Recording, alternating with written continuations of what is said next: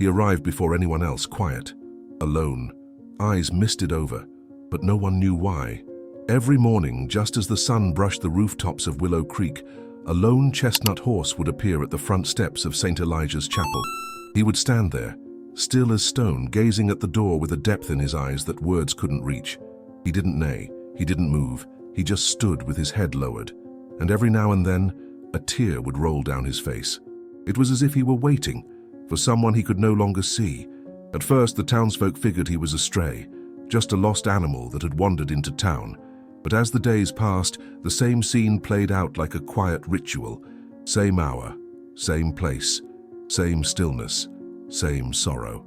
Margaret Wilson, the florist who decorated the chapel altar with fresh arrangements every morning, was the first to notice the pattern. Initially, she thought it was a coincidence, a lost animal wandering aimlessly.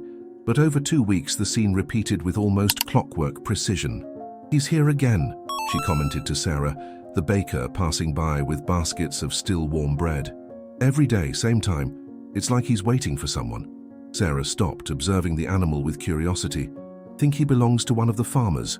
Strange nobody's come looking." "The strangest thing," Margaret continued, "is the way he looks at the door. And have you noticed? Sometimes I think I see tears in his eyes." Sarah laughed, shaking her head. "Horses don't cry, Margaret. You've always had too much imagination." But that morning, as the two women chatted, something unusual happened. The chapel bell rang, announcing the start of a new day, and the horse raised his head, his ears moving toward the sound. A tremor ran through his body, and to the astonishment of both women, a crystalline drop slid down the animal's muzzle, falling silently to the ground. "Did you see that?" whispered Margaret, squeezing Sarah's arm. The baker nodded, speechless at the sight. It wasn't imagination. The horse was actually crying. In the distance, a man observed the scene through the window of the parish office. Reverend Thomas Hollis had been watching the mysterious visitor's daily arrival for almost a month. At first, he considered calling local authorities or a veterinarian, but something in the animal's behavior stopped him. There was a dignity, an intention in that presence that deserved respect. That morning, however, Thomas felt it was time to approach. He grabbed an apple from the fruit bowl on his desk and stepped out into the chapel courtyard. A few yards away, he stopped to observe the horse. The animal noticed his presence but didn't move, keeping his eyes fixed on the church door. "Hello," said Thomas softly, extending his hand with the apple. "Who are you, friend? Where did you come from?" The horse slowly turned his head, looking directly at the Reverend. Thomas felt a shiver run down his spine. There was something in that gaze, a depth, an awareness that went beyond what he would expect to find in an animal. For a moment, he had the strange sensation that the horse recognized him, or at least recognized something in him. With slow movements, the animal approached, accepting the apple. As he chewed, Thomas noticed details he hadn't perceived before: the well-groomed coat, though slightly dusty from the journey, the defined musculature of an animal accustomed to daily work, and most surprisingly, a small leather cord around his neck, from which hung a wooden medallion. Thomas cautiously extended his hand and touched the medallion. It was worn by time, but it was still possible to distinguish a design: a small chapel, very similar to St. Elijah's, delicately carved into the wood. "Is that why you come here?" he murmured, more to himself than to the horse. "Does this place mean something to you?" In response, the animal lowered his head and let out a soft neigh, almost like a human sigh. Thomas felt something tighten in his chest, an inexplicable emotion, as if he could feel the weight of that creature's sadness. "Well," he finally said, "looks like you need a name while you're with us." He studied the animal for a moment, observing its silent presence, the dignity with which it carried itself. "How about Whisper, for the way you arrived, as quiet as the wind through the leaves?" The horse raised his head, as if approving the name. And then, to Thomas's surprise, he stepped forward and gently touched the Reverend's shoulder with his muzzle, in an almost human gesture of recognition. It was at that moment that Thomas knew this was not a casual encounter. There was a greater purpose behind this animal's presence at his chapel, and somehow finding the answer to this mystery would be his mission in the days to come. That same afternoon, Thomas discovered the first thread that would lead him to unravel Whisper's story: a dusty photograph in the parish archive, an elderly lady with a gentle smile sitting on the chapel steps, with a young chestnut horse by her side. On the back of the photo, a simple inscription, "Clara and her faithful companion, 1998. The Reverend felt a chill as he recognized in the young animal the same expression he had seen in Whisper's eyes. But who was Clara? And why had her horse returned to the chapel after so many years? The following morning dawned grey, with heavy clouds announcing rain. Thomas awoke before his alarm, restless with thoughts about the chapel's mysterious visitor. After a strong cup of coffee, he headed to the small parish archive, determined to discover more about the woman in the photograph, Clara. The records of the Willow Creek community dated back to 1892, when St. Elijah's Chapel was built by the first settlers. Thomas spent hours leafing through baptism books, marriage records, and community participation registers. Finally, in a scrapbook from the 90s, he found more clues. Clara May Thompson. Born in 1928 on a farm 3 miles from town. Widowed since youth, she dedicated her life to the community, teaching children, helping with births, caring for the sick. A constant presence in the chapel, she participated in the choir and prayer group. According to the records, she had moved to Willow Creek in 1995, living on a small property on the outskirts. "I think I found something," Thomas said to Frank, the elderly caretaker who had worked at the chapel for more than 3 decades. Frank adjusted his glasses and examined the photo Thomas showed him. His eyes widened in recognition. "Miss Clara, of course I remember her, an extraordinary lady," he exclaimed, smiling at the memory. "She came to the chapel every day, always riding that horse. They said it was a gift from her son before he moved abroad. And do you know what happened to her?" The smile disappeared from Frank's face. "A few months ago she fell ill. Nothing serious, just advanced age taking its toll. She went to her niece's house in Grand Valley to receive medical care. From what I heard, she's in a nursing home over there." Thomas felt a tightness in his chest. So Clara was still alive but far from home, and her horse somehow had found his way back to the chapel where his owner used to come daily. And the horse?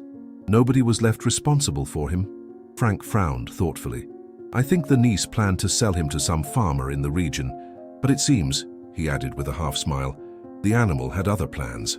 That afternoon, when the rain finally ceased, Thomas found Whisper in the same place as always, his wet coat shining under the sun that was beginning to break through the clouds. He approached with an old blanket and began carefully drying the animal. "So you miss her, don't you?" he murmured as he worked. "You came here looking for Clara." In response, Whisper tilted his head, his eyes meeting Thomas's with that same penetrating expression. The Reverend felt a lump in his throat. "I'll figure out a way to help you," he promised, still uncertain of what he could really do. As the days passed, Whisper became a familiar figure in the small community. The children, initially wary, now stopped on their way to school to offer him carrots or apples. The elderly who attended morning mass told stories about Miss Clara and how she loved that animal. Through these fragmented accounts, Thomas began to piece together the puzzle. Clara and Whisper had been inseparable for almost 8 years. Every day, regardless of the weather, she rode the horse to the chapel. She tied him under the old fig tree in the courtyard and spent an hour in silent prayer. Then, she returned home, always by the same route. "She talked to him like he was people," said Mrs. Jenkins, who lived next door to Clara's property. "At night, she read books aloud on the porch, and that horse would stand still, listening as if he understood every word." Another intriguing detail emerged when old Samuel, the town's former mailman, came to visit the chapel and recognized Whisper. "This horse is as smart as they come," he affirmed, stroking the animal's neck. Once, Miss Clara was bedridden with a bad case of the flu, didn't show up at the chapel for 3 days. On the 4th day, the animal appeared alone at the pharmacy door and wouldn't leave until the pharmacist understood he should follow him. He led him straight to her house, where she needed medicine. The stories only confirmed what Thomas already suspected. The bond between Clara and Whisper transcended the common relationship between human and animal. There was something deeper, a connection that not even separation had managed to break. Meanwhile, Whisper's behavior remained unchanged. Every morning he positioned himself in front of the chapel, staring fixedly at the door. After the first hour, he moved to the shade of the fig tree and remained there until dusk, when he returned to the small pasture behind the chapel, where Thomas had improvised a shelter for him. It was during one of those afternoons that Thomas noticed something. Whisper always positioned himself so he could see both the chapel door and the main road leading to town, as if he were standing guard, or perhaps waiting. "He's still waiting for her to come back," commented Delphine, the social worker who occasionally visited the chapel to organize donations.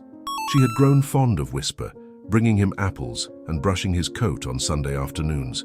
"It's like those stories of dogs that wait for their owners at train stations for years on end.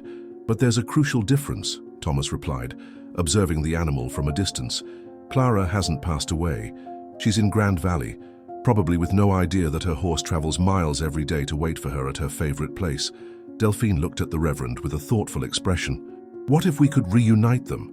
The question hung in the air like a planted seed beginning to germinate in Thomas's mind. What if? Would it be possible to arrange a reunion? Would the nursing home allow it? Would Clara be in a condition to see him? While these questions multiplied, a storm was forming on the horizon, literally and figuratively. That night, the sky unleashed its fury over Willow Creek, with strong winds that shook the windows and lightning that cut through the darkness. Amid the fury of the elements, Thomas awoke startled by the sound of hooves in the chapel courtyard. He looked at the clock, 3:15 a.m. He hastily put on a coat and grabbed a flashlight, stepping out into the torrential rain. Whisper was there, soaked, his coat stuck to his body, visibly trembling. But it wasn't just the cold. The animal seemed agitated, restless, neighing and stamping his front hooves on the muddy ground. "What is it, friend?" asked Thomas, approaching carefully. "What happened?" In response, Whisper moved toward the main road, turned to Thomas and neighed again. He repeated the movement 3 times as if trying to communicate something urgent. Concerned, Thomas followed the animal to the road. The rain reduced visibility, but the flashlight revealed recent tire marks in the mud, followed by traces indicating a sudden break. "Was there an accident?" Thomas murmured, feeling his heart race. Whisper neighed as if confirming, and began to follow the road. Thomas hesitated only for an instant before taking his cell phone and calling emergency services. Then, trusting the animal's instinct, he followed him down the slippery road. They didn't need to go far. About half a mile from the chapel, a car had skidded off the road and gotten stuck in a ditch. Inside, a family with 2 small children waited for help, frightened but without serious injuries. "How did you know we were here?" asked the father, while they waited for the ambulance Thomas had called. "In this rain, nobody could see the car from the road." Thomas looked at Whisper, who was watching the scene from a distance, his posture vigilant. "Let's just say I had a very special guide," he answered, feeling a wave of admiration for the animal. "And I think he's not just here waiting for someone. He's also taking care of all of us." That night, as the storm subsided and the family was safely taken to the local hospital for routine examinations, Thomas made a decision. He would find Clara Thompson and take Whisper to her, even if he had to travel all the way to Grand Valley himself. The horse who waited deserved to finally reunite with the one he had been searching for. News about the rescue on the road spread quickly through the small community. What was previously just a curiosity, the horse that appeared daily at the chapel, transformed into something close to reverence. The guardian of St. Elijah's, they began to call him. Children brought drawings, the elderly stories from when Clara still lived in the area. Entire families came on Sundays just to see Whisper. For Thomas, however, the animal's new fame brought additional responsibility. The constant presence of visitors, although well-intentioned, often disturbed the tranquil routine he had established with Whisper. The horse, normally placid, showed signs of restlessness when surrounded by many people. "He's not used to so much attention," Thomas explained to Emily, the new teacher at the local school who had brought her class to meet the hero horse. "Clara was a reserved woman," he continued, as the children observed Whisper from a respectful distance. "From what I've discovered, she lived almost like a hermit except for her daily visits to the chapel." Whisper probably shared years of that quiet life. Emily nodded, observing with attentive eyes the interaction between Thomas and the animal. There was something touching in the way the Reverend spoke to Whisper, not as if he were dealing with an animal, but as a respected friend. "You really care about him," she commented, adjusting her colorful framed glasses. Thomas smiled. "I think we understand each other. We are both a bit solitary, dedicated to something greater than ourselves." In the days that followed, Thomas focused on 2 missions, better adapting the area behind the chapel to accommodate Whisper more comfortably and locating Clara Thompson's exact whereabouts. The first task counted on the enthusiastic help of the community. In a weekend effort, they built a small stable with wood donated by the local sawmill. Robert, the retired blacksmith, created an engraved metal plate with the name Whisper for the entrance. Margaret planted flowers around it, especially choosing lavender, as someone had mentioned it was Miss Clara's favorite. Locating the elderly woman, however, proved more challenging. Grand Valley was a considerably larger town than Willow Creek, with 3 different nursing homes. Thomas made countless calls, sent emails with photos of Clara, but the responses were always vague or negative. "It's like she's disappeared," he confided to Delphine on a rainy afternoon, while both worked on the chapel's new filing cabinet. "Nobody seems to have definitive records about where she was taken. Have you tried contacting the niece?"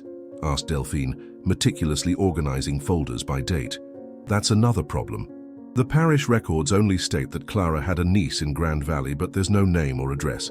Delphine paused what she was doing, thoughtfully. As a social worker, she had access to certain databases that could help. "I can check in the Social Security system," she offered. "If she's receiving benefits, there should be an updated mailing address." While this search was happening, the relationship between Thomas and Whisper deepened daily. The Reverend discovered that the horse had defined preferences. He loved green apples but refused red ones. He enjoyed being brushed at dusk, and he had a fascination with classical music, especially when Thomas played guitar on the porch of the small parish lodge. One morning, Thomas woke feeling particularly inspired. Instead of following his usual routine, he picked up his guitar and headed to the stable. Whisper was already awake, watching the sunrise through his shelter window. "Good morning, friend," Thomas greeted, sitting on a bale of hay. "I thought we might start the day with a song."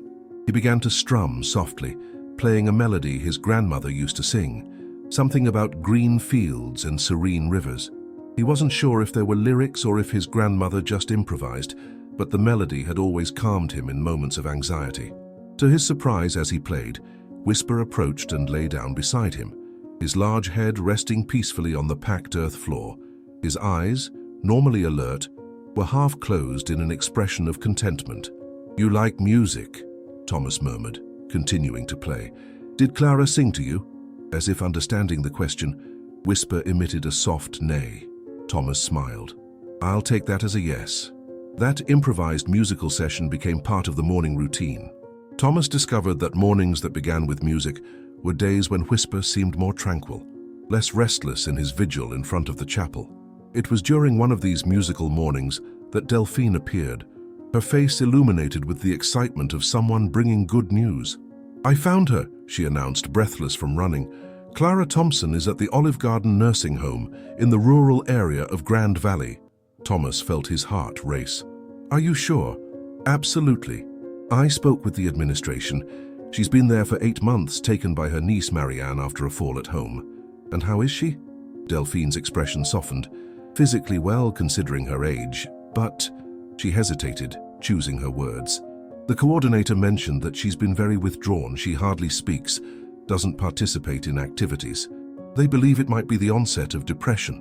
Thomas looked at Whisper, who was observing the conversation with those attentive eyes, as if understanding every word. "She misses home," he said softly. "She misses him." "Exactly what I thought," agreed Delphine. "And there's more. I managed to talk to Marianne, the niece. She was surprised to learn that her aunt's horse is still alive. Apparently, when she took Clara to Grand Valley, she tried to find a new home for Whisper, but he disappeared before she could finalize the plans. "He ran away to come here," concluded Thomas, "to wait for her at the place where they met every day." Delphine nodded, moved. "She authorized me to visit her next weekend. Do you think we could take Whisper?" The question hung in the air, full of possibilities and complications. How to transport a horse over 60 miles? Would the nursing home allow the visit of an animal that size? And most importantly, how would Clara react after so much time? "We need to try," decided Thomas, determined, for both of them. The following days were of intense preparation. Robert, the blacksmith, offered his old trailer adapted for animal transport. Frank arranged contact with a veterinarian in Grand Valley in case Whisper needed attention. The school children prepared welcome signs for Miss Clara. The entire community mobilized around that reunion. The nursing home administration, initially reluctant, yielded after Marianne personally interceded. They would allow the horse's visit to the institution's gardens, provided it was supervised and limited to 1 hour. On the eve of the trip, while checking the final details of the transport, Thomas found Whisper especially agitated. The animal walked back and forth in his stable, his ears on maximum alert. "Tomorrow is the big day," said Thomas, stroking the horse's strong neck. "We're going to find her. You'll be able to see her again." Whisper fixed those deep eyes on Thomas, and once again the Reverend had the strange feeling that the animal perfectly understood what was being said. There was an urgency, an almost palpable anticipation in his posture. "You know, don't you?" Thomas murmured. "Somehow, you know where we're going." That night, Thomas couldn't sleep. He stayed awake mentally, reviewing every detail of the journey they would make. The road was good, but the trip would take about 2.5 hours. Whisper had never traveled in a trailer since arriving at the chapel. How would he react to the confinement? And what if the emotion of the reunion was too much for Clara, considering her advanced age? The concerns accumulated, but beneath them all pulsed a certainty. He was doing the right thing. Some bonds transcended rational explanations, and what united Clara and Whisper was one of those mysteries that only the heart could fully comprehend.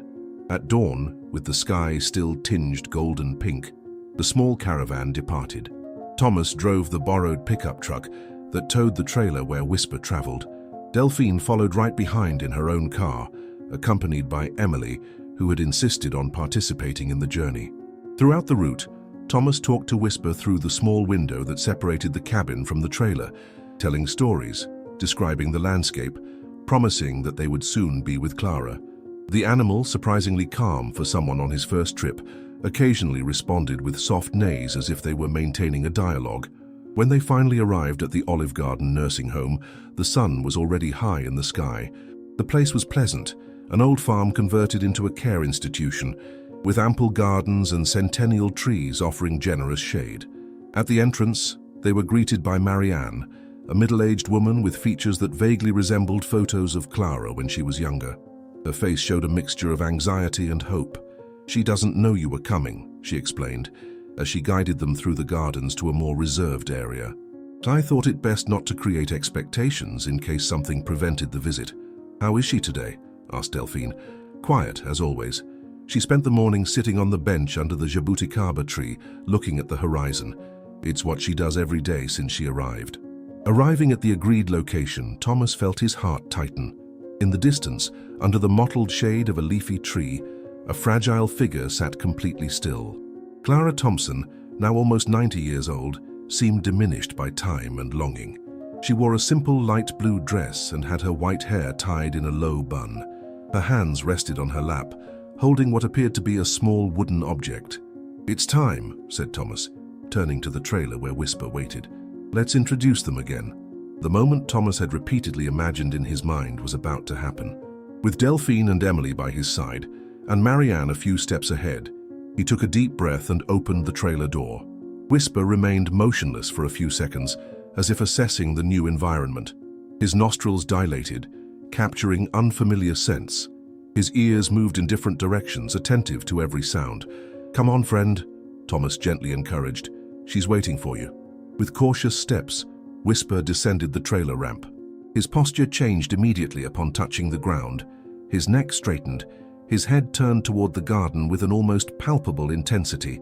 And then, before Thomas could hold him by the halter, the horse began walking decidedly toward the distant tree where Clara was sitting. "Wait!" called Thomas, concerned that the sudden movement might startle the elderly woman. But Whisper didn't slow his pace. There was a contained urgency in his movements, as if every second of separation was unbearable after so much waiting. The group followed hastily, trying to keep up with the determined animal. "He knows she's here," whispered Emily, her eyes wide with wonder. Thomas nodded, too moved to speak. The connection between Clara and Whisper was real, an invisible thread pulling them toward each other after months of separation. As they approached, Marianne moved ahead to prepare her aunt for the unexpected visitor.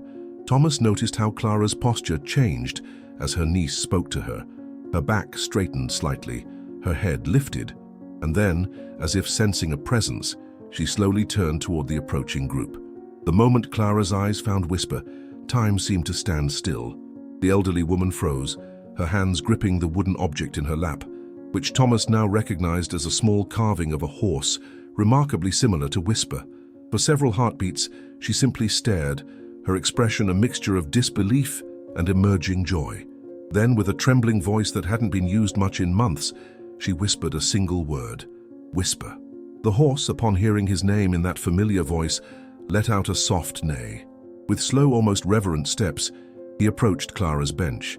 When he reached her, he gently lowered his head, bringing his muzzle close to her hands. With tears streaming down her wrinkled cheeks, Clara released the wooden carving and raised her hands to touch Whisper's face. Her fingers, knotted with arthritis but amazingly gentle, traced the familiar contours of his muzzle, eyes, and ears. "You found me," she said, her voice gaining strength with each word. "My faithful friend, you found me." Thomas felt his own eyes fill with tears at the scene. Around him, Delphine, Emily, and even Marianne were similarly affected. They were witnessing something profound, a reunion that transcended ordinary understanding, a bond that neither time nor distance had managed to break. But just as the moment reached its emotional peak, an unexpected complication arose. Patricia Blackwood, the nursing home's administrator, came hurrying across the lawn, her face a mask of professional concern. "I'm sorry," she said firmly, addressing Marianne. "This can't continue. We agreed to a supervised visit in the designated area, not this." She gestured vaguely toward Clara and Whisper. "But look at her," protested Marianne. "She's more animated than she's been in months." Patricia shook her head. "I understand your sentiment, but I have protocols to follow. The other residents are becoming agitated. Some are allergic to horses, others are frightened, not to mention the liability issues if anyone gets injured." Thomas stepped forward. "Ms. Blackwood, I assure you, Whisper is extremely gentle. He poses no danger." "I'm sure he doesn't," interrupted Patricia, "under normal circumstances, but this is a healthcare facility with vulnerable residents. I simply cannot allow an unplanned equine therapy session in the middle of our common area." As they argued, Clara seemed unaware of the conflict, completely absorbed in her reunion with Whisper. She was now speaking quietly to him, her words too soft for anyone else to hear, while the horse stood perfectly still, his eyes never leaving her face. 20 minutes, negotiated Delphine, using her professional social worker voice. "Give them just 20 minutes, then we'll move to the designated area as originally planned." Patricia hesitated, looking back at Clara. The transformation was undeniable. The woman who had spent months barely speaking or acknowledging her surroundings was now animated, present, her face illuminated with joy. 15 minutes, she finally conceded. "And then you move to the back garden. And I'll need someone to sign additional liability waivers." As Patricia walked away, Thomas approached Clara and Whisper. The elderly woman looked up at him, her eyes bright with unshed tears. "You brought him to me," she said simply. "How can I ever thank you?" Thomas smiled, kneeling beside the bench. "No thanks needed, Miss Thompson. Whisper did all the work. He's been coming to St. Elijah's Chapel every morning, waiting for you. When we figured out what was happening, we knew we had to find you." Clara nodded, her hand never leaving Whisper's muzzle. "He was a gift from my son, you know, before he moved to Europe."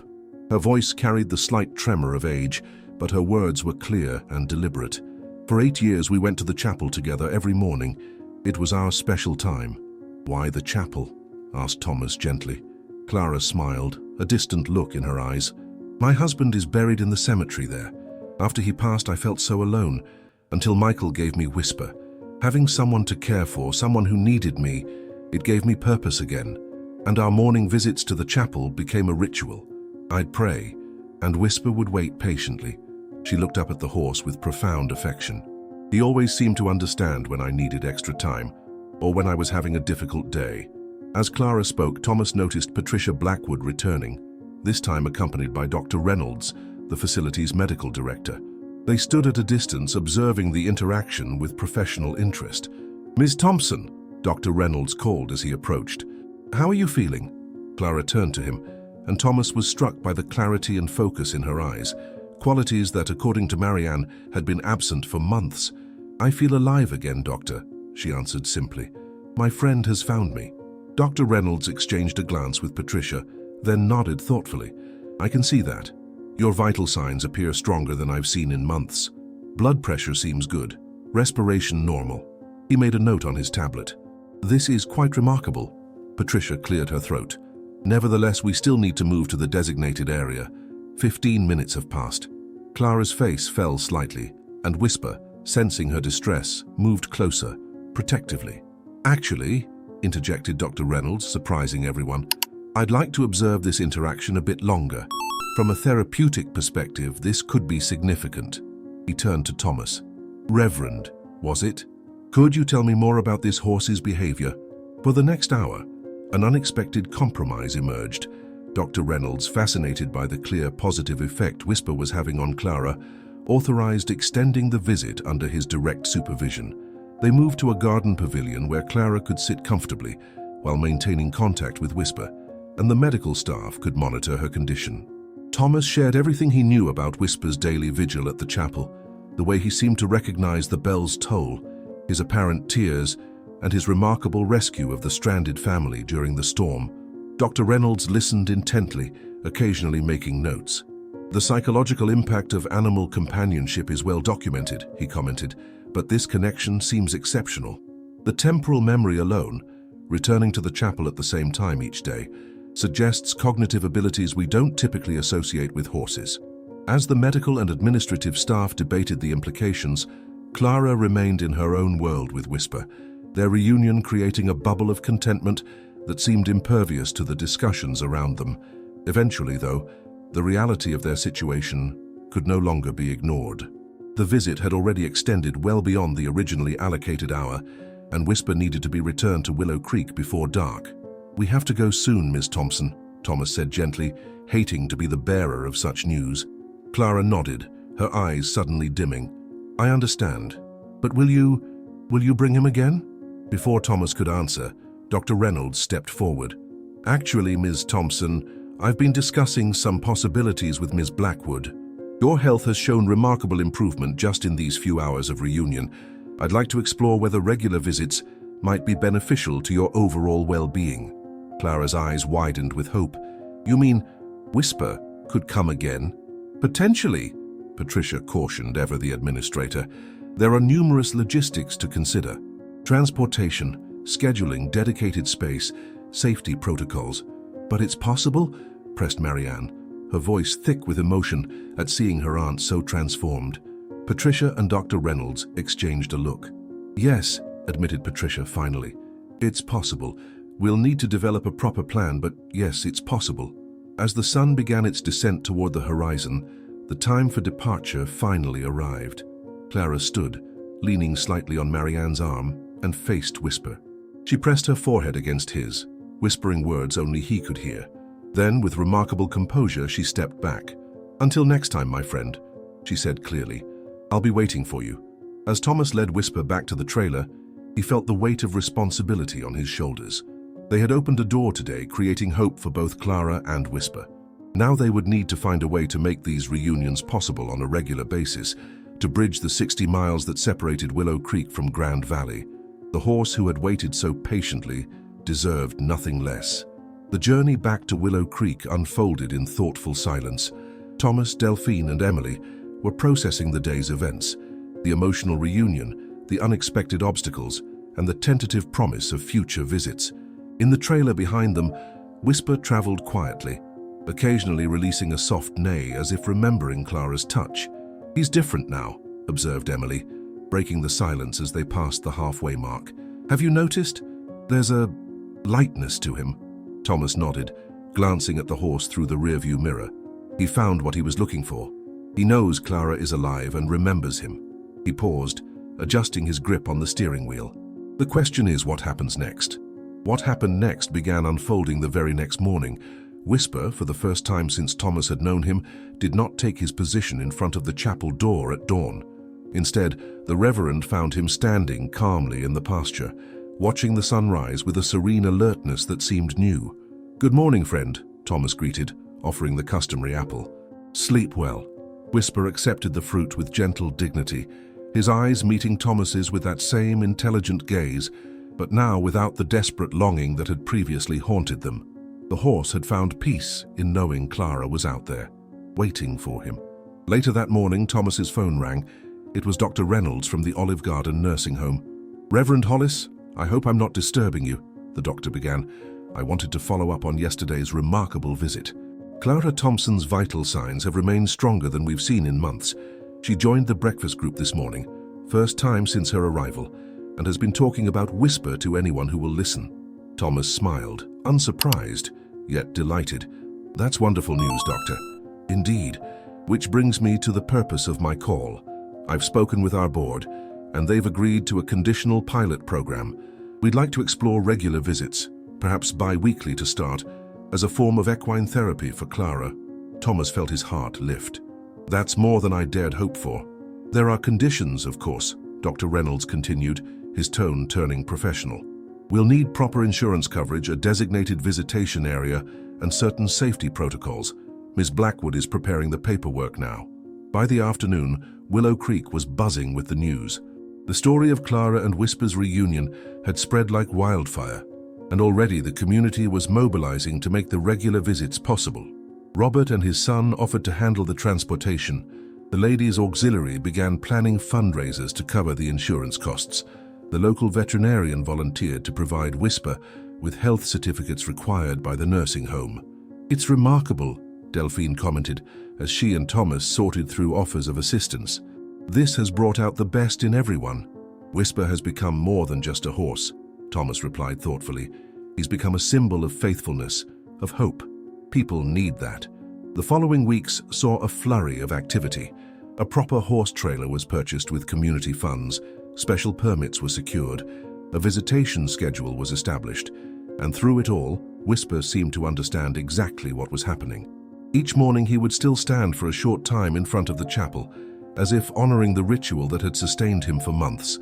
But the desperate sadness was gone, replaced by patient anticipation. On the day of the second visit, 2 weeks after the first reunion, Whisper nearly loaded himself into the trailer, eager to begin the journey. The nursing home had prepared a special area in their east garden, with a shaded pavilion where Clara could sit comfortably and a small paddock where Whisper could move freely, yet remain close. When they arrived, Thomas was amazed at the transformation in Clara. Gone was the frail, withdrawn woman they had first encountered. Today she sat straight-backed in a wheelchair decorated with colorful ribbons, her white hair neatly styled, wearing a blue dress that matched her bright eyes. She had applied a touch of lipstick, a detail that, according to Marianne, represented the first interest in her appearance she had shown since moving to the facility. "You came back," Clara greeted, her voice stronger and clearer than before. She extended her hands toward Whisper, who approached with gentle eagerness, lowering his head to meet her touch. "Of course he did," Thomas said, smiling. Wild horses couldn't keep him away. As Clara and Whisper reconnected, something unexpected happened. Other residents of the nursing home, curious about the special visitor, began to gather at the edges of the garden. Dr. Reynolds, seeing their interest, cautiously invited a few to approach, those whose health allowed and who expressed interest. 87-year-old Mr. Jenkins, a retired rancher who had barely spoken since suffering a stroke, shuffled forward with his walker. "Morgan," he said clearly, surprising his caretakers. "Looks like a Morgan cross." Clara nodded. "Yes, that's what my son said when he gave him to me. You know horses, Mr. Jenkins?" "Raised 'em all my life," the man replied, his speech slow but deliberate. "Fine animal you got there." Before long, a small group had formed around Clara and Whisper, residents sharing stories of horses they had known, farms they had worked, riding adventures from their youth. Some who rarely participated in group activities, now animated with memories and questions. The nursing staff watched in amazement as social connections blossomed where there had been isolation. "This is unexpected," admitted Patricia Blackwood, observing from a distance with Thomas. "We've tried various group therapies with limited success, but this..." Thomas nodded, understanding her amazement. "Whisper has a gift. He connects with people. First the community in Willow Creek and now here. When the time came to leave, Clara seemed at peace with the separation. "You'll come back in 2 weeks," she confirmed, her hands gently stroking Whisper's muzzle. "We will," promised Thomas. "You can count on it." As winter approached, the bi-weekly visits continued, each one revealing new dimensions to the relationship between Clara and Whisper and to their impact on the broader community. The nursing home created a special calendar marking Whisper Wednesdays, which became highly anticipated events. Residents who were usually reluctant to leave their rooms made efforts to attend. Family members began planning their visits to coincide with Whispers, noticing how much more engaged their loved ones were on those days. Clara herself continued to flourish. She began participating in art therapy, creating watercolor paintings of St. Elijah's Chapel and the surrounding countryside, scenes from her memory that she wanted to share with Whisper. She joined the resident council, advocating for more natural spaces in the facility gardens. Most significantly, she started writing again, short stories and reflections in a leather-bound journal that Marianne had brought her. "I read them to Whisper when he visits," she explained to Thomas one crisp November afternoon. "Just like I used to read to him on my porch." He always was a good listener. Back in Willow Creek, Whisper's role had evolved as well. No longer just the mysterious horse who waited, he had become an integral part of the community fabric. Children from the elementary school took turns helping with his care as part of a responsibility program. The Sunday school created a special curriculum around faithfulness and friendship, using Whisper's story as its centerpiece. Even the town council recognized his contribution, declaring an official Whisper Day to commemorate the first anniversary of his appearance at the chapel. For Thomas, watching these changes unfold brought deep satisfaction. The mystery that had begun with a solitary horse standing vigil had transformed into a tapestry of connection, healing, and community. Yet there remained a practical challenge. The distance between Clara and Whisper still necessitated those long bi-weekly journeys. Sustainable in the short term, perhaps, but as winter deepened and road conditions worsened, each trip became more difficult to manage. There must be a more permanent solution, Thomas mused one evening, discussing the situation with Delphine and Frank after a particularly treacherous journey through early December snow. "What if," Delphine began, then hesitated. "What if Clara could come back to Willow Creek?" Thomas shook his head sadly. Marianne looked into it. "There's no facility here equipped to handle Clara's medical needs. The nearest suitable place is still 30 miles away." "Not a facility," Frank interjected, his weathered face thoughtful. "A home. Clara's property was sold months ago," Thomas reminded him. "Not hers," Frank clarified. "The old Wilson place, right next to the chapel. Been sitting empty since Martha Wilson passed last spring. Her children have been trying to sell it, but in this market," he shrugged. "It's small, but all on one level, right across from where Whisper stays now."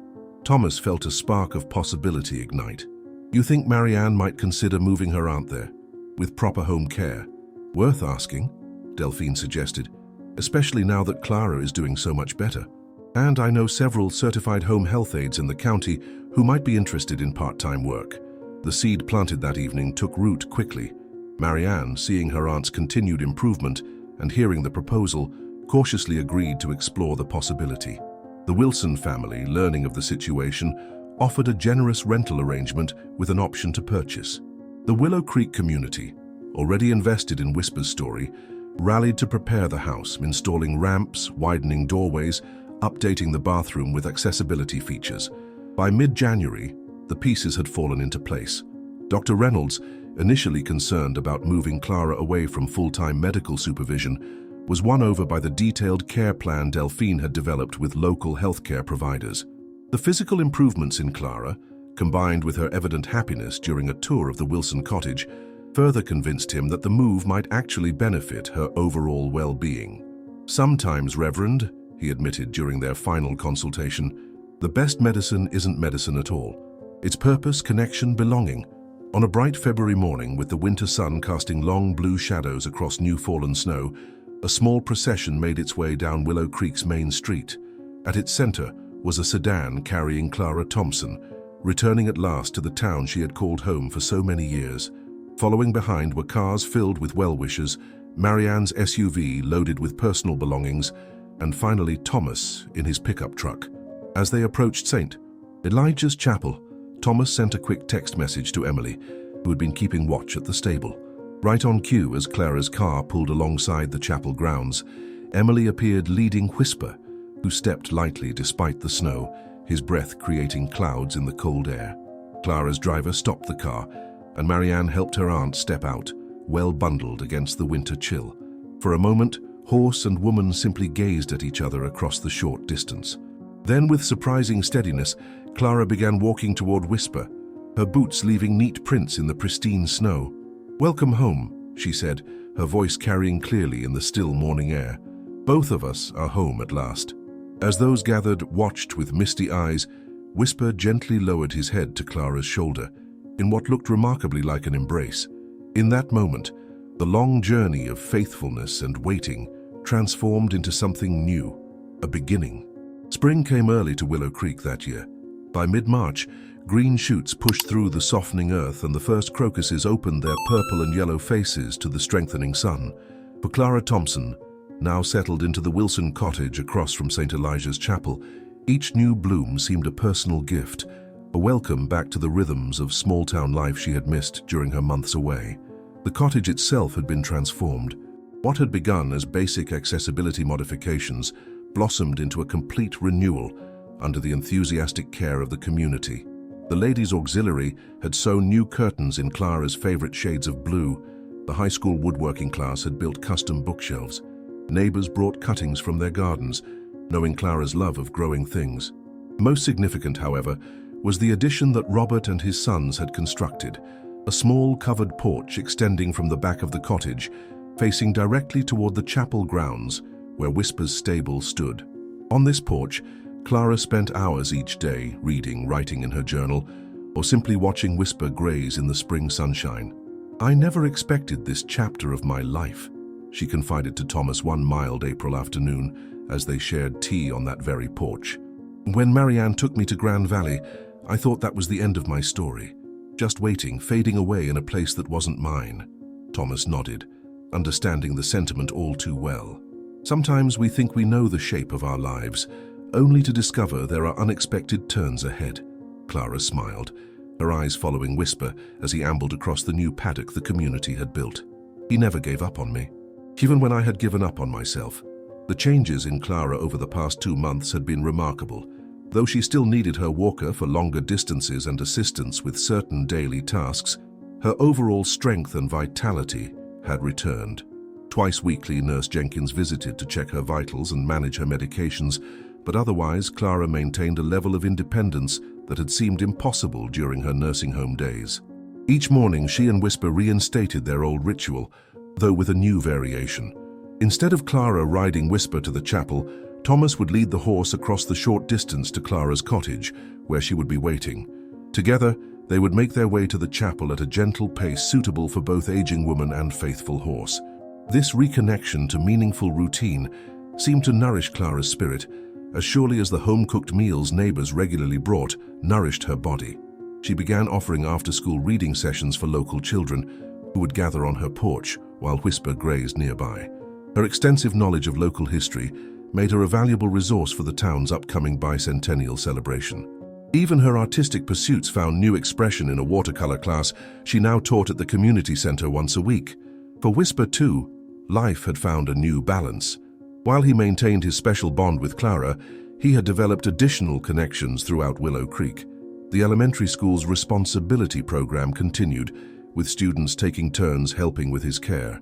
Local veterans found peace in brushing his coat during their weekly therapy sessions.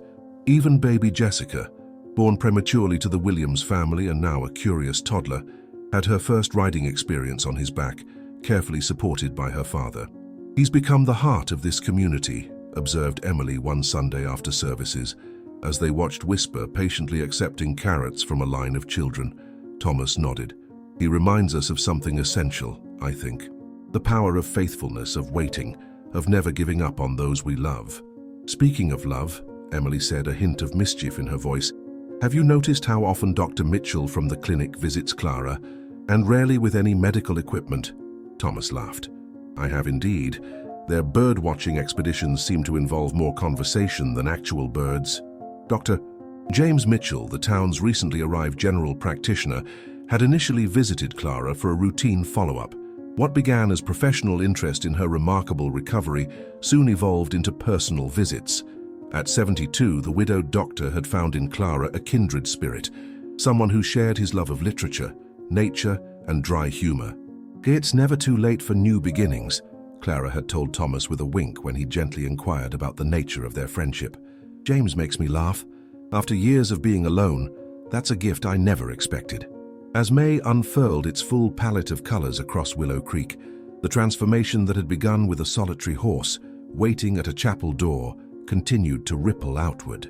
The story of Clara and Whisper had spread beyond the town limits, featured first in the county newspaper, then picked up by regional media. A documentary filmmaker from the state university had contacted Thomas about capturing the story for her thesis project. "I'm not comfortable with all this attention," Clara admitted during one of their regular porch conversations. "Whisper and we were just doing what came naturally, missing each other, finding each other again. But that's precisely why people are drawn to your story," Thomas explained gently. "In a world full of complexity and confusion, the purity of that connection speaks to something we all hunger for." Clara considered this, absently straightening the colorful afghan across her knees. "I suppose if sharing our experience brings others comfort, that's a kind of ministry in itself." The word ministry lingered in Thomas's mind long after their conversation ended. Throughout his years as a reverend, he had understood ministry primarily in terms of sermons delivered, counseling provided, ceremonies performed. Yet witnessing the profound impact of Whisper and Clara's story had expanded his vision of what spiritual work could encompass. This new understanding found practical expression one warm June morning when Thomas received an unexpected visitor at the chapel office. Aaron Simmons, director of the regional children's hospital, had driven over 50 miles specifically to meet with him. "We've been following the story of Clara and Whisper," Aaron explained after introductions, "and it got me thinking about our pediatric long-term care wing. Many of our children stay with us for months during treatment, away from their homes, their pets, everything familiar." Thomas nodded, beginning to see where the conversation might be heading. "We've had therapy dogs visit regularly," Aaron continued, "with wonderful results. But something about Whisper's story, his faithfulness, his journey to find Clara, that's especially powerful for children facing their own long separations from loved ones." "You're wondering if Whisper might visit your hospital?" Thomas asked. Aaron smiled. "Actually, I'm thinking of something more sustained. Our foundation recently received funding to develop an equine therapy program. We have the land adjacent to our facility.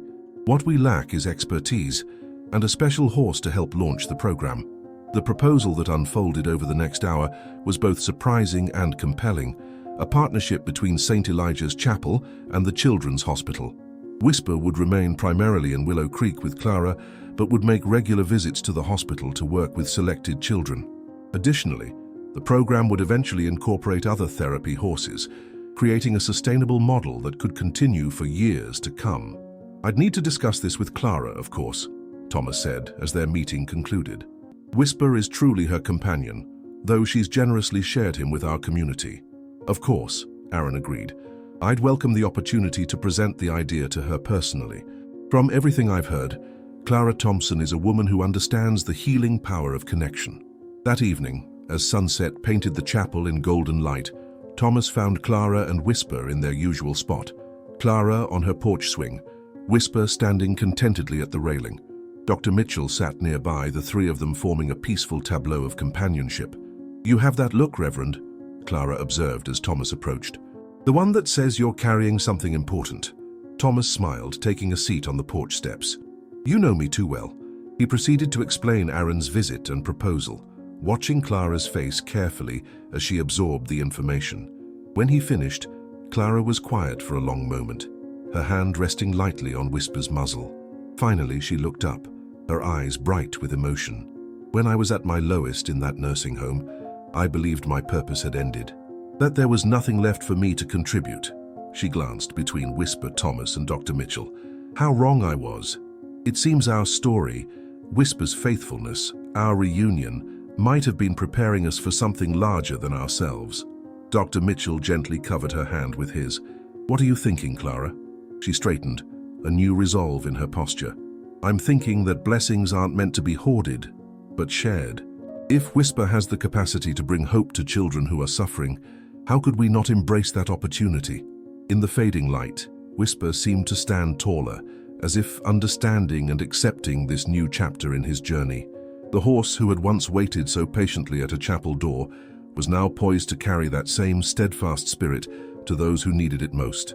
As darkness settled over Willow Creek, stars appearing one by one in the velvet sky, Thomas reflected on the extraordinary path that had led them here. What had begun as a mystery, a solitary horse with tears in his eyes, had blossomed into a tapestry of healing, connection, and purpose that continued to expand in unexpected ways. Some might call it coincidence, others divine orchestration.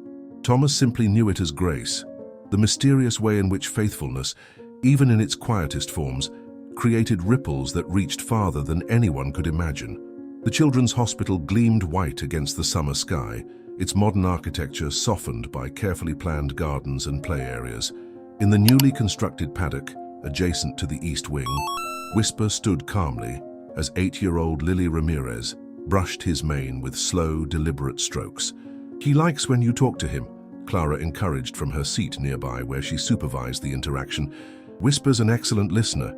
Lily, her small frame thin from months of treatment, her head wrapped in a colorful scarf, leaned closer to the horse's ear. "I'm getting stronger," she whispered. "Dr. Evans says maybe I can go home for my birthday next month. But I'll miss you." As if understanding, Whisper gently nuzzled the child's shoulder, earning a rare giggle that made the attending nurse look up in pleasant surprise. These moments of joy had been scarce during Lily's difficult journey with leukemia. It was the 4th month of the equine therapy program, and already the results had exceeded everyone's expectations. Children who rarely engaged in physical therapy eagerly participated when Whisper was involved. Those struggling with depression showed marked improvement on days when horse visits were scheduled. Even the hospital staff reported boosted morale, the presence of Clara and Whisper bringing a grounding energy to an environment often charged with stress and urgency. Clara herself had discovered new vitality through her involvement. Twice weekly, Dr. Mitchell would drive her and Whisper the 50 miles to the children's hospital, where they would spend the day working with selected patients. What began as a tentative experiment had evolved into a structured program with Clara as its heart, sharing not only Whisper but her own gentle wisdom with children facing difficult circumstances. "You have a gift with them," Dr. Mitchell, now simply James to Clara, commented as they observed Lily carefully placing a daisy chain around Whisper's ears. "They respond to you differently than to the staff." Clara smiled, watching the interaction with evident pleasure. "Children recognize authenticity. I don't have fancy degrees or technical knowledge, just experience with waiting, with patience, with finding joy despite circumstances." She reached for James's hand. "And I've had excellent teachers." The partnership between Willow Creek and the Children's Hospital had grown beyond the initial vision. What started with Whisper now included 2 additional therapy horses, housed at the hospital's new stable facility, but frequently visited by Clara and Thomas for training and program development. Several Willow Creek residents had volunteered their time, Robert teaching older children basic woodworking to create items for the stable, Emily leading art therapy sessions that incorporated horse imagery, Delphine coordinating family support services. Back in Willow Creek, the ripple effects continued to spread. The story of Whisper's faithful vigil and his new role helping children had captured imaginations far beyond the small town. Visitors often came specifically to see the chapel horse, bringing economic benefits to local businesses. The town council, recognizing the opportunity, had established a small welcome center adjacent to the chapel, where volunteers shared Whisper's story and directed visitors to a tasteful observation area where they might glimpse him during his off-duty days. For Thomas, watching these developments unfold brought a deep sense of rightness, as if witnessing the completion of a circle that had begun the morning he first approached the weeping horse at his chapel door. His Sunday sermons increasingly reflected the lessons he had gleaned from this journey, about patience, about faithfulness, about the unexpected ways grace manifested in the world. "We think we know what's valuable," he shared with his congregation one bright September morning. "Success, efficiency, measurable outcomes. Yet here we've witnessed the power of what society might dismiss. An elderly woman, a patient horse, a small-town chapel. When aligned with love, these seemingly ordinary elements can transform lives." The congregation nodded in understanding. They had seen it firsthand, how Clara's cottage had become a gathering place for both neighbors and visitors seeking wisdom and peace, how Whisper's quiet presence created space for healing conversations, how their chapel, once primarily a Sunday destination, now pulsed with daily purpose as a symbol of faithful waiting. As autumn approached, bringing the first hints of gold to the trees surrounding Willow Creek, preparations began for a special celebration. The Children's Hospital had proposed a fundraising gala to support the expansion of the equine therapy program, with Clara and Whisper as guests of honor. The event would coincide with the one-year anniversary of Clara's return to Willow Creek, a timing that felt both appropriate and poignant. "I'm not one for fancy gatherings," Clara confessed to Thomas as they discussed the upcoming event. They sat on her porch watching Whisper doze in the late afternoon sun, his coat gleaming copper against the autumn landscape. "But James says it's important for potential donors to see the real impact of the program." "He's right," Thomas agreed. "Your story, you and Whisper, it touches something profound in people. It reminds them of what's possible." Clara nodded, her eyes following a monarch butterfly that danced across her garden. "It's strange to think that my darkest time, being taken away from home, from everything familiar, led to all of this. If I hadn't gone to that nursing home, if Whisper hadn't started his vigil at the chapel." "Sometimes our greatest challenges contain unexpected gifts," Thomas offered, "though we rarely recognize them in the moment." The evening of the gala arrived with perfect autumn weather, crisp and clear, with a harvest moon rising full and golden over the children's hospital campus. The newly completed therapeutic riding arena had been transformed with twinkling lights, floral arrangements, and photographs documenting the program's journey and its impact on young patients. Clara, dressed in a simple but elegant blue dress that matched her eyes, arrived with James and Thomas. Despite her initial reservations about being the center of attention, her face glowed with quiet pride as she moved through the space, greeting hospital staff, donors, and several of the children well enough to attend with their families. Whisper made his entrance halfway through the evening, led by Emily and adorned with a simple wreath of autumn flowers. A hush fell over the gathering as he moved with dignified steps to where Clara waited. The bond between them, palpable even to strangers, brought tears to many eyes.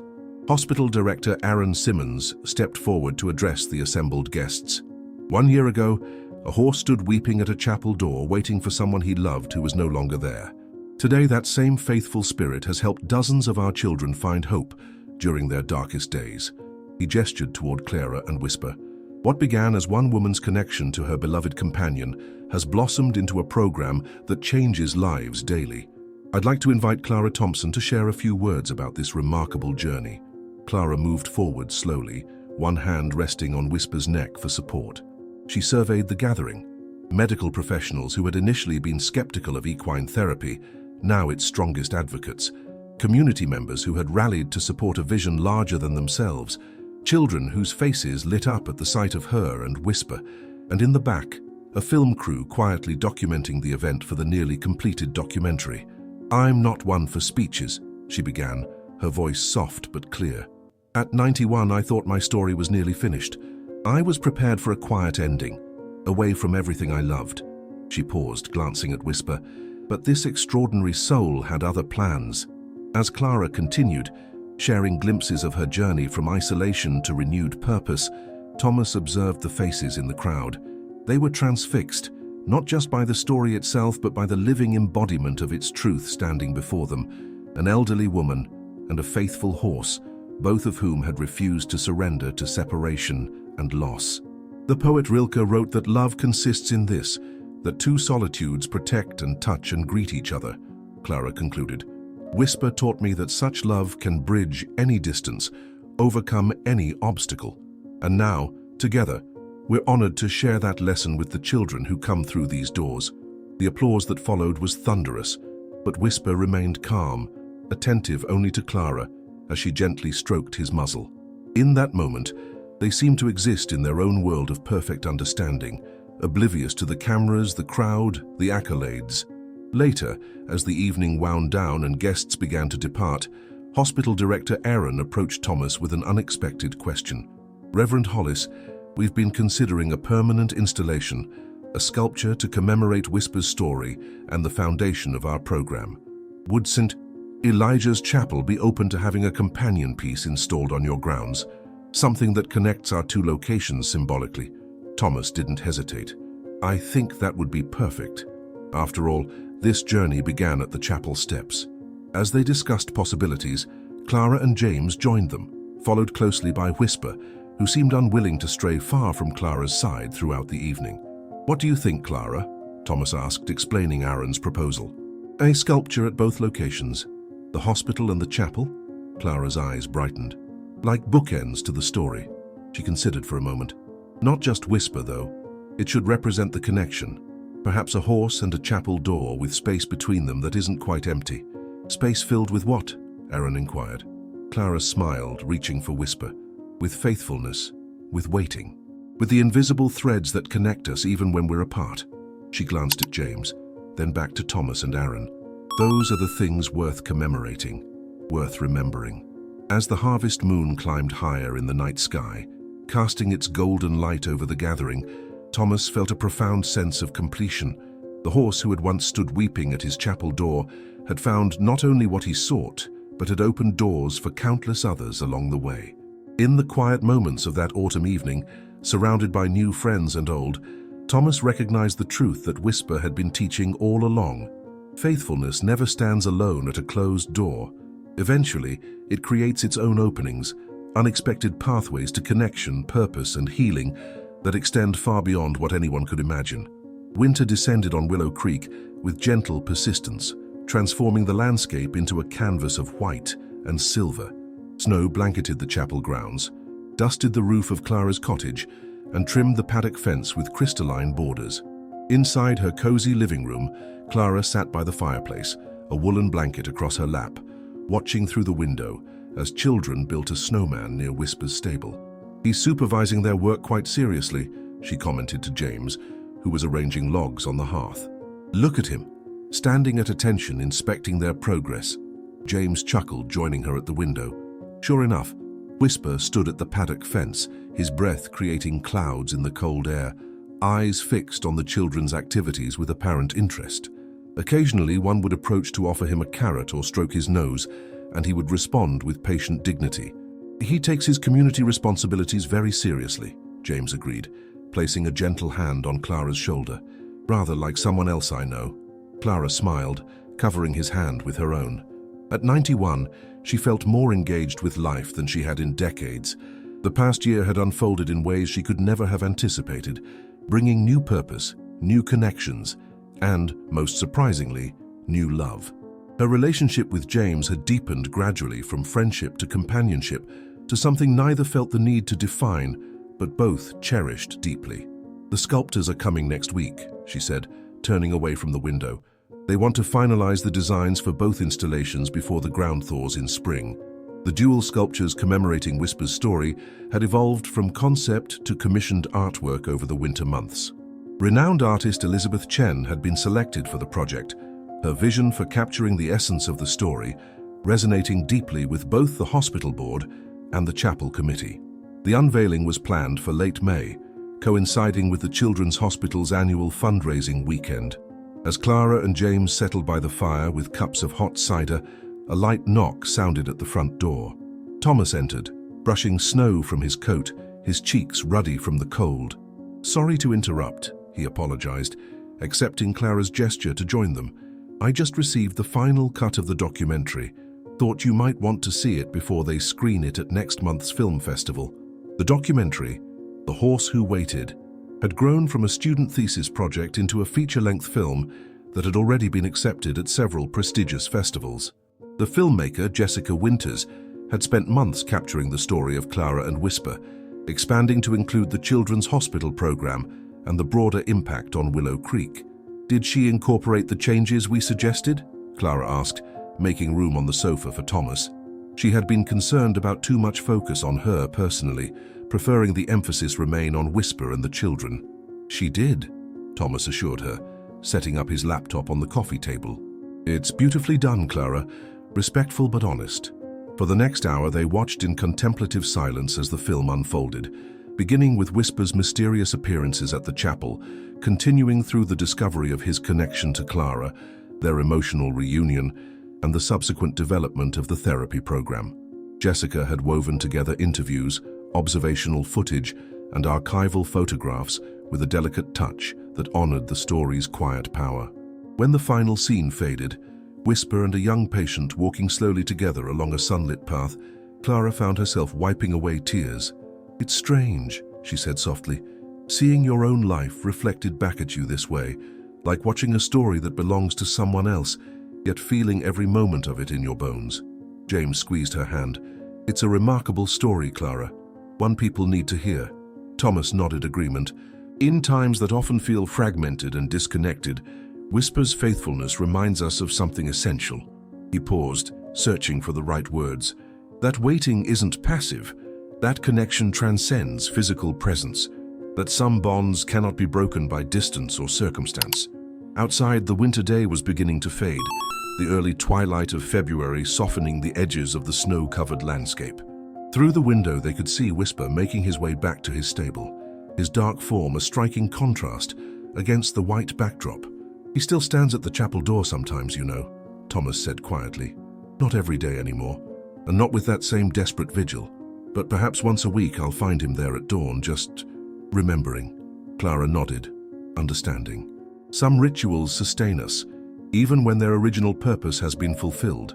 She looked thoughtfully at the two men who had become so central to her unexpected new chapter.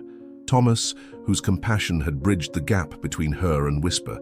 James, whose gentle presence had opened her heart to possibilities she'd thought long past. "I've been meaning to show you both something," she said, reaching for the leather-bound journal she kept nearby.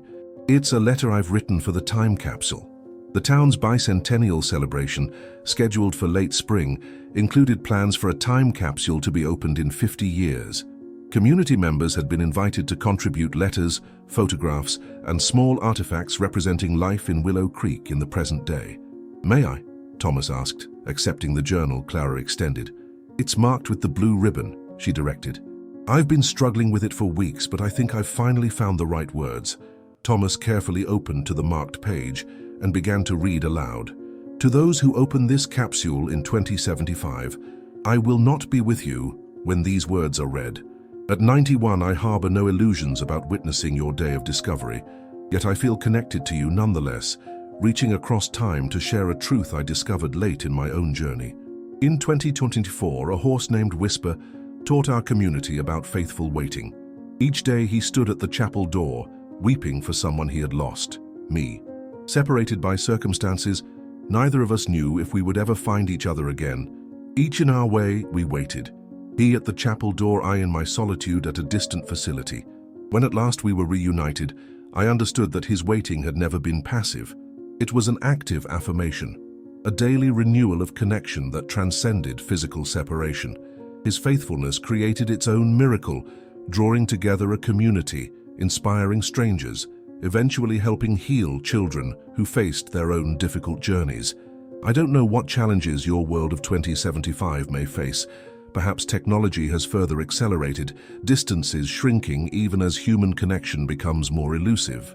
Perhaps new divisions have emerged, new barriers to understanding and compassion. Whatever your reality, I hope Whisper's lesson remains meaningful, that faithful waiting for justice, for healing, for connection, is never wasted. That the chapel door where he stood represents every threshold we wait before in life, thresholds of change, of reconciliation, of possibility. Today, sculptures are being created to commemorate his story, one at the chapel where he waited, another at the children's hospital where his spirit of faithfulness has helped young patients find hope. By the time you read this, these artworks may have weathered, the bronze patina deepened by decades of seasons, but it isn't the sculptures themselves that matter. It's the space between them, the invisible thread of connection they represent.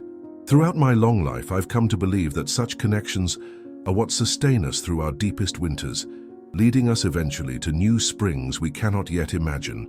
The door where Whisper waited stands open now, not just for him and me, but for all who seek such connection. May it remain open for you as well across the years that separate us. With hope for your tomorrow, Clara May Thompson. When Thomas finished reading, a profound silence filled the room, broken only by the gentle crackling of the fire. Outside, the first evening stars had appeared in the darkening sky. "Clara," James finally said, his voice thick with emotion, "that's perfect." Thomas carefully closed the journal and returned it to Clara. "It captures everything, not just what happened, but what it means." Clara smiled, a hint of mischief brightening her eyes, despite the seriousness of the moment. "Not bad for an old woman who thought her story was over, The self-deprecating comment broke the emotional tension, bringing warm laughter from both men. It was so characteristic of Clara, her ability to hold profound truth and light-hearted humility in perfect balance. As darkness settled fully over Willow Creek, Their conversation turned to practical matters: the upcoming visit from the sculptor, plans for the spring unveiling ceremony, the latest developments in the hospital's expanding therapy program. Through it all, Clara's letter remained present in their thoughts, its message rippling beneath the surface of their discussion. Later, after Thomas had departed, and James had built up the fire one last time before leaving for his own home next door, Clara stood at the window for a final look at the night. Snow had begun falling again, large flakes drifting lazily in the glow of the porch light. In the distance, she could just make out the silhouette of the chapel, and beside it, the stable where Whisper now rested. How strange life was, she reflected, its unexpected turns, its hidden patterns revealing themselves only in retrospect. A year ago, she had been fading away in a place that felt nothing like home, believing her life's meaningful chapters had concluded. Now here she stood, woven back into the fabric of a community, engaged in work that mattered, surrounded by people who valued her presence. All because a faithful horse had refused to stop waiting. The next morning dawned clear and cold, the fresh snow glistening under a brilliant blue sky. Clara woke early, drawn from sleep by a familiar sense of anticipation. For a moment she lay still, listening to the quiet of her cottage, feeling the gentle weight of her years in her bones. Then, with deliberate movements, she rose, dressed warmly, and made her way to the front door. Outside, the world sparkled. Her breath formed clouds as she carefully navigated the cleared pathway to her porch steps. James had insisted on installing a sturdy railing, which she now gripped with gloved hands as she descended to the walkway. She didn't need to look to know what she would see. Across the way, standing in perfect stillness before the chapel door, Whisper waited, not in sorrow now, but in ritual remembrance of the vigil that had brought them back together. "Good morning, old friend," she called softly. At the sound of her voice, Whisper turned, his eyes finding hers across the distance. For a suspended moment, they regarded each other. Woman and horse, each transformed by faithful waiting, each now standing in a new chapter neither could have foreseen.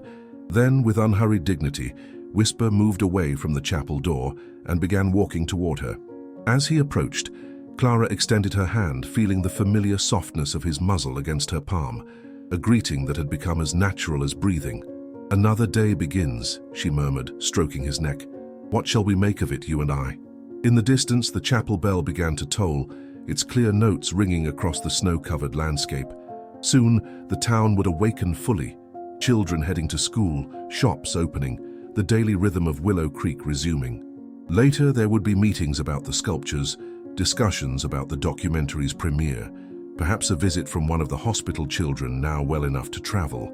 But for now, in this quiet moment of connection, Clara and Whisper stood together in the morning light, living testament to the power of waiting, of faithfulness, of doors that remain open even when we can no longer see what lies beyond them. My friends, we have reached the end of the story. Did you like it? What lesson can you bring to life from this story? Leave it here in the comments, leave your like, subscribe to the channel, and watch this video that's playing on your screen. This story will impact you. See you next time.